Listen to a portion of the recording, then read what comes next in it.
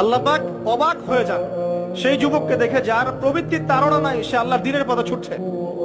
এই যুবককে দেখে আল্লাহ পাক অবাক হয়ে যান এবং তার দোয়া যেভাবে কবুল হবে, একজন মানুষ যার পা কবরে অলরেডি চলে গেছে, তার দোয়া কি সেভাবে কবুল হবে?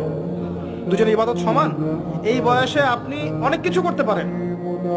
আপনি চাইলে এখন বড় সন্ত্রাসী হতে পারবেন, বড় জেনাকারী হতে পারবেন, আপনি চাইলে টিকটক সেলিব্রিটি হতে পারবেন, আপনি চাইলে এখন আরো আরো খারাপ লাইনে যে মাদক সেবন করতে পারবেন, 30-40টা গার্লফ্রেন্ড চেঞ্জ করতে পারবেন, আপনাকে কেউ বাধা দিবে না। আপনি চাইলে 1-2 হাজার টাকা দিয়ে জেনা করতে পারবেন, উন্মুক্ত সব আপনার জন্য। ইভেন এখন আপনি চাইলে মদও খেতে পারবেন, লাইসেন্স দিয়ে আছে, আপনি করতে পারবেন। এই সময়টা আল্লাহ পাক দেখতে চান আপনি কি করেন। যদি এই সময়টা আপনি আল্লাহর দিকে ফিরে আসেন, আপনি কোরআনের দিকে ফিরে আসেন, সুন্নত অনুযায়ী জীবন যাপন করেন, আপনার জন্য অপেক্ষা করছে জান্নাত। কি চান আপনি সিদ্ধান্ত নেন।